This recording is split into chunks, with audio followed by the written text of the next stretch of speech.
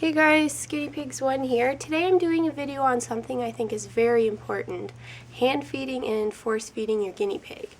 Now first off, I'm going to say there's two different things. There's hand feeding, there's force feeding. They come into play at different times. Hand feeding is when your guinea pig's not eating quite enough or not at all, but they still want to eat, and they're generally very easy to get to eat out of a syringe or off a spoon with your critical care. Force feeding is when your guinea pig is not eating and has zero interest to eat either. So it's either you force them to eat or their body shuts down and they die. That's the way I see it. It's very clear cut. Now some people have problems with me saying force feeding on my Facebook page, but if you've ever had a pig that had zero desire to eat, you literally are forcing them to eat so that they can survive. Now I don't say force as in being malicious, hurting or harming your pig, but force as in you're making them eat carefully, obviously, but you're their will to survive and it's up to you to get them to make it through it.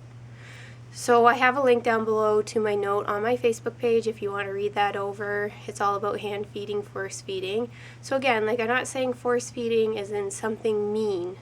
I'm saying force feeding as in you need your pig to eat. I've had both. Just over the weekend, Bullseye was trying a new drug to help his mushy poo problem.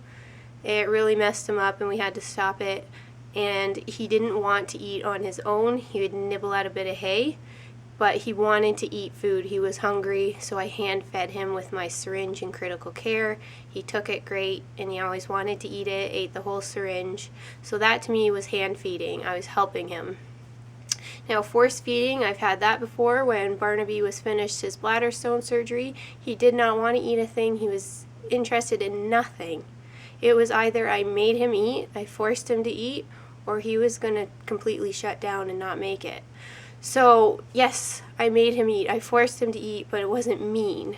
We had a big struggle. That was a really scary time when I had to make him eat. So that's my little disclaimer. And the other thing I want to say, if you're hand feeding or force feeding your pig, you've either had medical care or this is while you wait for your vet appointment. If you need to make them eat more or make them eat everything because they're not eating anything on their own, that is so serious and you need to have an emergency appointment or already been to the vet and you're just trying to help them get back on track. There's no times where you should be hand feeding because they're not eating or force feeding and just trying that on your own and then, oh, I'll get a vet appointment later. They need a vet appointment. Their gut always has to be moving, and if it stops, it's so hard to restart, and it's deadly fatal. So first off, what I always recommend you have in your medical care kit is critical care, or I know in the UK there's different names, but it's kind of the same thing. This is loaded with good ingredients for them. It has vitamin C. It's a powder that you mix up with water so you can syringe feed it to them. Now the other thing I recommend is you have on hand a very good syringe, a big syringe, because you need to be able to load it up well and you want to have a decent size opening. Little baby syringes like this, you're not going to get much in there and it's going to get jammed in the end. So this is actually used for catheters for dogs. I got it from my vet. This is what they recommend. It's nicely tapered so it fits nicely in their mouth. It can really be loaded and it has a good space for stuff to come out. So that's something I always have on hand. Now the other thing when it comes to not eating or drinking enough, I have this little tummy simethicone drops. Sometimes your guinea pig could not be eating as much because they got gas in their tummy. So this is something great. If you're force feeding them, there's a good chance they have gas in their stomach because things aren't passing through properly, and this is a very safe thing to give them while hand feeding. There's a dose on the back for infants that's 0.3, so that's right to there on your little syringe. That's what I have always given is 0.3. and it's worked like a charm. Now that's with full-grown guinea pigs. You'd have to ask your vet what they're comfortable with if it's a little pig. And the other thing that's good to have on hand that we just got for Bullseye is this is a motility drug. This stimulates the contractions of the stomach to get it moving. and it will help food go through them quicker. So if you're not seeing a lot of poops while they're not eating properly, this is going to get things moving. So we just picked this up yesterday, and it was the first time I've ever used something like this, and it worked like a charm. So if your guinea pig is not eating well on their own and you've been at the vets, I would always ask for a motility drug. This was a great thing to have. The other thing you're going to need is just from your kitchen. You need a spoon and a container. So what I do is take a scoop of my critical care, put it in here. Like, I'm not going to really do this because I'm not wasting this stuff, it's expensive. Put a scoop of that and then slowly add a bit of water and stir it. Add water slowly because it's very easy to make it way too watery. If you ever did make it way too watery, it's not the biggest crisis, right? You just add some more critical care. Get it a decent consistency so that it's going to flow through the syringe easily, but not so watery that it's just going to pour out their mouth.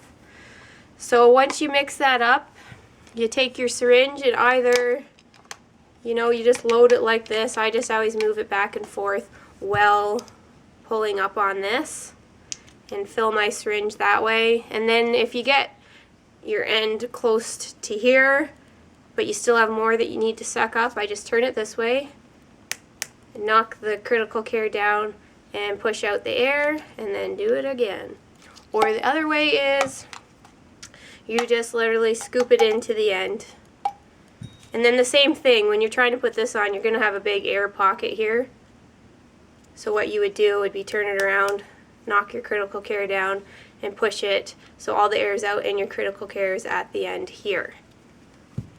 So then it's up to you how you hold your piggy. If you get somebody to hold them for you, all I ever do is just set them on my lap where they're most comfortable. I don't constrict them or make this feel like it's a terrible experience.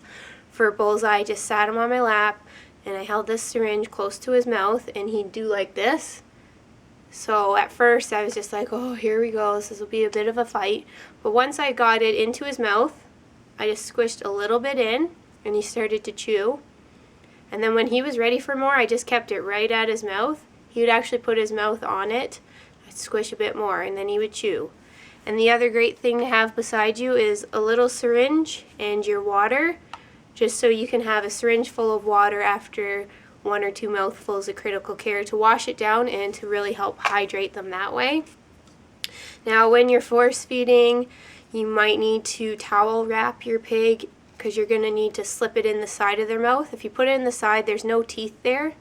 That's where you're going to be able to get it in the side and squish the critical care in. You might need somebody to help hold their head a bit. Like, it's not fun when you're force feeding them, but sometimes it's either that or they don't make it. So when I had to force feed Barnaby, literally it was the biggest fight ever.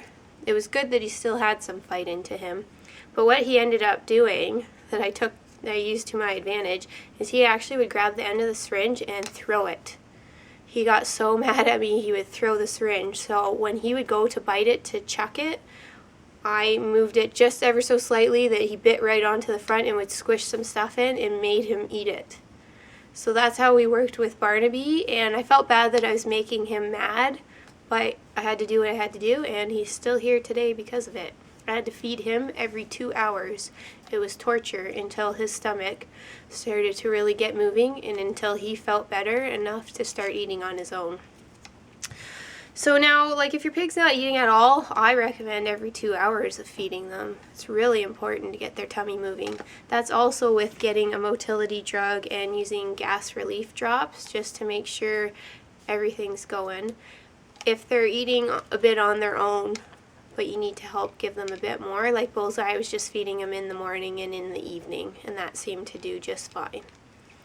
So that is what I recommend you always have in your medical care kit, because once you need it, you don't want to be running around trying to find the supplies. So critical care, a very nice tapered large syringe.